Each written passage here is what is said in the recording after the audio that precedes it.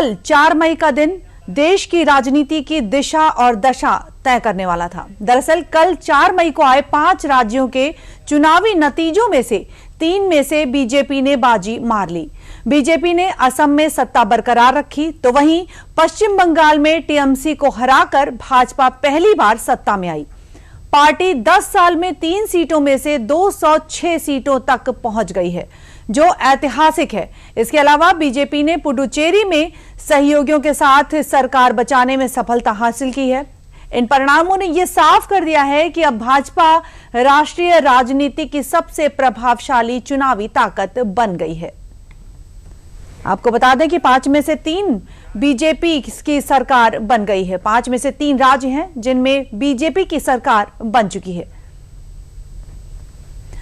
आपको बता दें कि ये 3 कुछ बड़ी तस्वीरें हम आपको दिखा रहे हैं, और ये कुछ 3 बड़ी तस्वीरें इस बात की तस्दीक हैं कि बीजेपी की आंधी इन राज्यों में चली है। जी हां, बीजेपी ने यहां न सिर्फ जीत दर्ज की है, बल्कि विरोधियों को चारों खाने चित भी कर दिया। आप किस तरह से देख सकते हैं कि किस तरह से उत्सव का जो माहौल है वो देखा जा रहा है जीत के बाद का। बीजेपी ने ममता बनर्जी के नेतृत्व वाली टीएमसी सरकार के 15 वर्षों के शासन का अंत कर दिया है।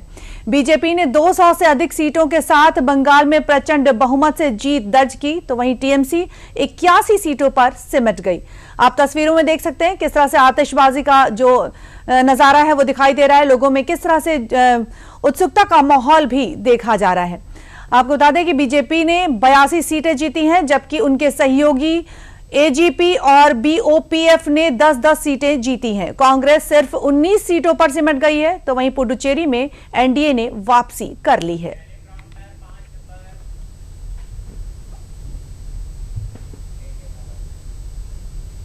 तो चुनावी नतीजे के आने के बाद कल शाम बीजेपी मुख्यालय में पीएम मोदी का भव्य स्वागत किया गया। बीजेपी मुख्यालय पहुंचकर प्रधानमंत्री नरेंद्र मोदी ने कार्यकर्ताओं और नेताओं का अभिवादन किया। मुख्यालय में मौजूद हर चेहरा इस ऐतिहासिक प्रदर्शन की खुशी से चमक रहा था। जगह जगह भारत माता की जय और जय भाजपा के नारों ने पूरे परिसर को एक उत्सव स्थल में बदल कर रख दिया। प्रधानमंत्री ने सभी को इस सफलता के लिए बधाई दी और इसे जनता के विश्वास और कार्यकर्ताओं की मेहनत का परिणाम बताया है।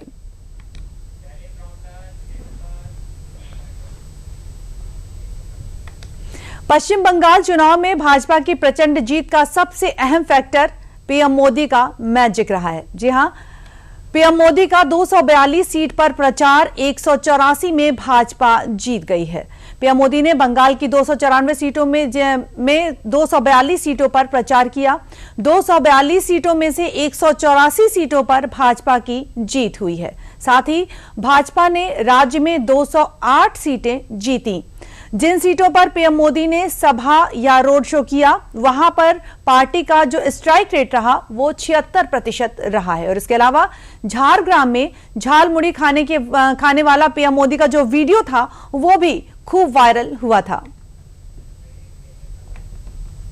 यानी कहा जा सकता है कि ममता बनर्जी का जादू बंगाल में इस बार फेल साबित हुआ, और अगर बंगाल में किसी का जादू चला है तो वो पीएम मोदी का है। जी हां, पीएम मोदी के नेतृत्व में बंगाल में भाजपा का 70% स्ट्राइक रेट रहा है। एक बार फिर आपको बता दें कि बंगाल में 12 मंत्री हारे हैं।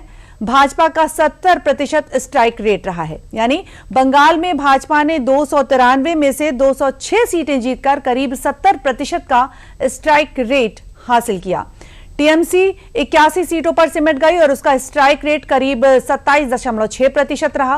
तो वहीं सीएम ममता समेत 12 मंत्री जो थे वो चुनाव हार गए। तो बंगाल में 12 मंत्री हारे।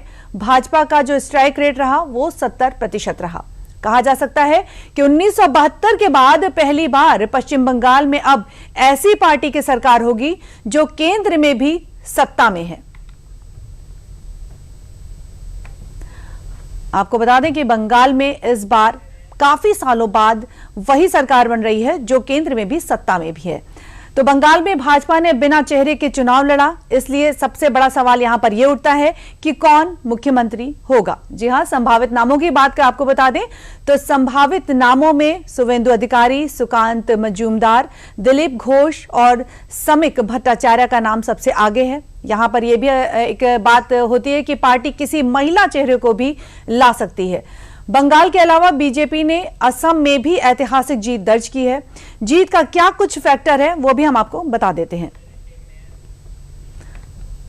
असम में बीजेपी की जीत का एक्स फैक्टर क्या कुछ रहा है, आपको बता दें कि असम में बांग्लादेशी घुसपैठियों का मुद्दा जो था वो अहम रहा है। अवैध प्रवासियों की पहचान और वापसी में तेजी हो गई है और साथ ही एक एक इंच जमीन को अवैध कब्जाधारियों से मुक्त कराने का संकल्प लिया गया था। जनजातीय क्षेत्रों को छोड़कर यूसीसी लागू करना और पारंपरिक अधिकारों की सुरक्षा, लव जिहाद और लैंड जिहाद से निजात मिली है। वहीं सांस्कृतिक विरासत के संरक्षण के साथ हिंदुत्व पर विशेष जोर दिया गया है।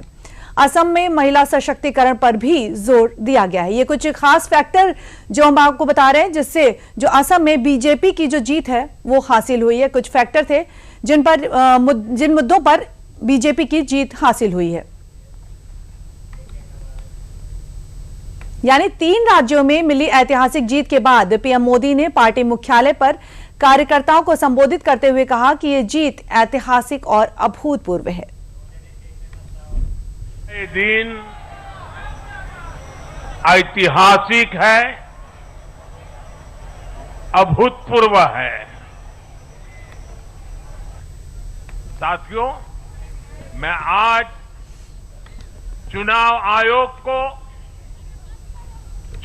आयोग के सभी कर्मचारी भाई बहनों को, जो भी मतदान से जुड़े प्रक्रिया के सारे कर्मी थे, साथ साथ विशेष तौर पर सुरक्षा बलों का भी मैं आज बहुत बहुत अभिनंदन करता हूं।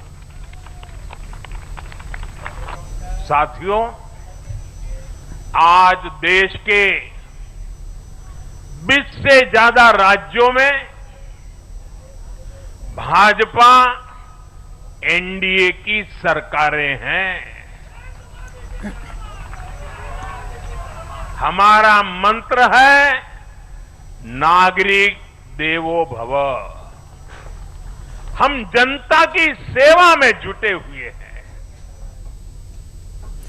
यहां पर आपको ये बता दें कि ममता बनर्जी को हराने वाले शुवेंदु अधिकारी ने क्या कुछ कहा है, आप सुन लीजिए। बहुत बढ़िया, बधाई, बहुत सबको बधाई। ये बंगाल की जनता का जीत है, मोदी जी का जीत है। जो गुंडा है, जो चोर है, उसको आने वाला दिन में भाजपा सरकार ने कानूनी तरीके से कार्रवाई करेगा, लेकिन उनके ऊपर पिटपाट करने की कोई जरूरत नहीं है। जिस तरीके से टीएमसी किया 2021 में पोस्टपोल वायलेंस, इस तरीके से गुंडागर्दी हम लोग हिंदू लोग तो नहीं करता, और हम लोग बीजेपी का एजेंडा भी नहीं है। और आइए कुछ और जानकारी लेते हैं। हमारे साथ जुड़े हैं राजनीतिक विश्लेषक रुद्र प्रताप दुबे जी। रुद्र जी, स्वागत है आपका। रुद्र जी, बताएं कि बंगाल में भाजपा बहुमत से जीती है। सबसे पहले तो हम आपसे ये जानना चाहेंगे कि वो क्या कुछ फैक्टर हैं जो जीत के लिए माने जाते हैं, जो टीएमसी को जिसने बंगाल में जीतने नहीं दिया। देखिए, एंटी इनकम्बेंसी फैक्टर बहुत ज्यादा काम कर रहा था जी। ममता बनर्जी के खिलाफ नाराजगी थी। ममता बनर्जी का माना जाता है कि परिवार से अलग होकर राजनीति करती हैं, लेकिन जिस तरीके से अभिषेक बनर्जी राजनीति में आए, उनके ऊपर भ्रष्टाचार के आरोप लगे, बेरोजगारी एक बड़ा कारण है।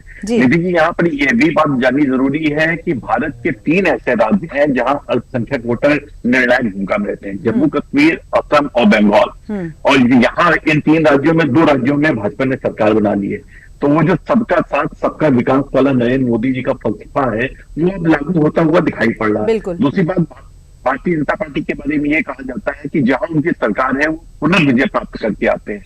कम से कम असम और पुडुचेरी में ये दिखाई पड़ा कि जिस तरीके से वहां पर सरकार होने के बाद वो जीत किया है। तीसरी बात देखिए, ममता बनर्जी के साथ उनके 12 मंत्रियों का हारना, ये दिखाई पड़ता है कि ममता बनर्जी की पूरी कैबिनेट अलोकप्रियता का शिकार थी। चाहे केंद्र सरकार के साथ तनातनी हो, केंद्रीय संस्थाओं के साथ तनातनी हो, एसआईआर का विरोध हो, चुनाव प्रक्रिया का विरोध हो, और राष्ट्रपति द्रौपदी मुर्मू जब आई तब वो पहुंची नहीं। तो इस तरह की जितनी भी तनातनी थी, उसने बंगाल के भद्र लोग को उनके खिलाफ किया। अब देखें, प्रेसिडेंसी का इलाका जहां पर उनकी पकड़ है, साउथ का इलाका, साउथ कोलकाता का इलाका जहां पर उनकी पकड़ है, वहां पर भी उनकी सीटें कमजोर हुई। तो यह माना जा सकता है कि भाजपा की अच्छी व्यूह रचना, प्रधानमंत्री मोदी का नेतृत्व जिस तरीके का आपने बताया कि 248 रैलियों में उन्होंने इतनी बड़ी संख्या में जीत दर्ज कराई, अमित शाह जी का 15 दिन का प्रवास, ये सब चीजों ने वो कहानी लिखने में मदद की जिससे भारतीय जनता पार्टी ने पश्चिम बंगाल जीत का इतिहास कहीं ना कहीं महिला सशक्तिकरण पर भी विशेष जोर जो है वो दिया गया था। निधि जी देखिए, ममता बनर्जी के बारे में माना जाता है कि डबल एम, महिला और मुसलमान, दो उनके वोट बैंक बहुत तेजी से उनके पीछे रहते हैं। लेकिन जिस तरीके से इस बीच में संसद में महिला आरक्षण बिल आता है और टीएमसी, समाजवादी पार्टी और कांग्रेस, डीएमके सहित विपक्षी दल उसका विरोध करते हैं, मुझे लगता है उसके बाद की स्थितियां भी टीएमसी के लिए बेहतर नहीं रही। जिस तरीके से महिला प्रधान मुख्यमंत्री होते हुए उन्होंने महिला आरक्षण बिल का सहयोग नहीं किया, वैसी स्थितियों ने उनको बंगाल में अपने ग्रास रूट वोटर्स में कमजोर करने का काम किया। जी। तो कहीं ना कहीं ये देखा जा सकता है कि बंगाल में जिस तरह से भाजपा ने बिना चेहरे के चुनाव लड़ा है और जीत दर्ज की है, तो यहाँ पर एक सबसे बड़ा सवाल ये भी हो जाता है कि कौन मुख्यमंत्री होगा, कौन कौन से जो चेहरे हैं वो सामने आ सकते हैं। निधि जी, भाजपा कई जगहों पर बिना चेहरे के चुनाव लड़ी, चाहे वो दिल्ली हो, चाहे आप याद करें जब योगी आदित्यनाथ पहली बार मुख्यमंत्री बने थे 2017 का, तब भी बिना चेहरे के। और भाजपा एक ऐसी पार्टी है निधि जी जिसके बारे में गेस करना मुमकिन नहीं, वो किसी को भी मुख्यमंत्री बना सकते हैं। हालांकि इस वक्त की रेस के आधार पर आप देखें तो शुभेंदु अधिकारी का नाम काफी तेजी से आ गया। जिस तरीके से उन्होंने चुनाव कैंपेन को लीड किया और वो पूरी उन्होंने आरोपों प्रत्यारोपों को सिलसिला जारी रखा। ममता बनर्जी एक महिला थी, उनकी जगह पर एक महिला को जिम्मेदारी मिल सकती है, लेकिन मुझे लगता है